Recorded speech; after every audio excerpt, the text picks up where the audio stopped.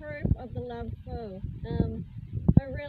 I really need proof about that and the apps where I'm cheap quality day in, day out. It's a very unfortunate event as all of my life skills have been put into a new business where I'm being erased from the culture and replaced and I'm not allowed to work. I've already had 7 years of financial abuse and terrorism, and my backside's always being violently attacked since I've been taken from my family. They have no idea because they've signed contracts and are allowed to be in the it club of being famous, and I'm being abused out of all of my rights. There's a legal treaty in New Zealand that's really degrading me from being part of any society, and I'm also being blackmailed by a biker club that's doing a lot of like I don't think it's just bikers, it's like a whole community underground doing networking, which is underground trafficking. I cannot get back on my feet without my rights.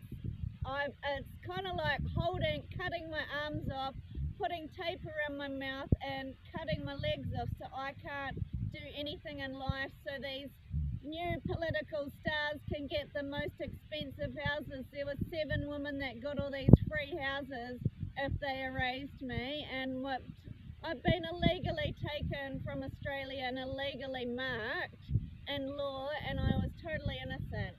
I just was doing my own business. I think they did that to silence me from whistleblowing about the regime and speaking out about the regime.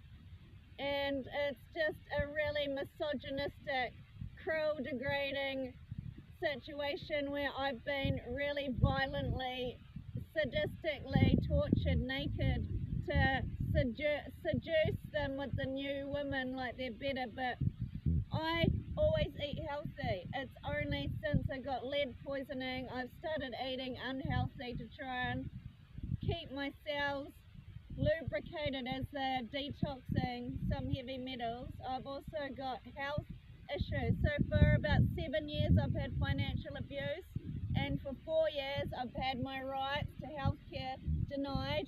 I'm trying to wake up the public. I am not the person on the internet. I am being defrauded, and I'm also being violently blacklisted from about 3 businesses that keep opening wherever I'm trying to move to, and it's total racism to keep me at $1.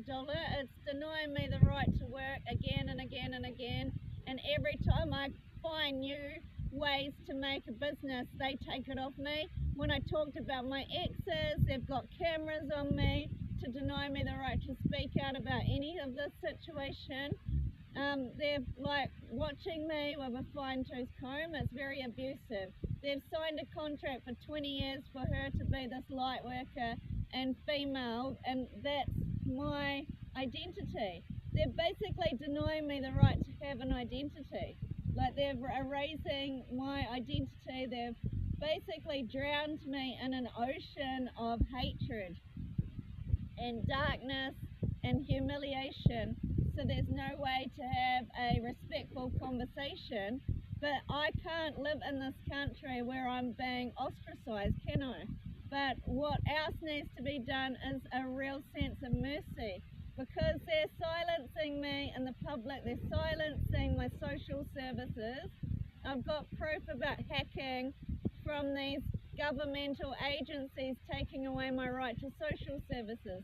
There was no equity, so as they were taking me down and denying me the rights, they were taking all of my resources plus getting the resources from the landowners of free housing, public image enhancement, deals to open businesses. Do you know what I mean? It's been very unfair on me, and I don't know.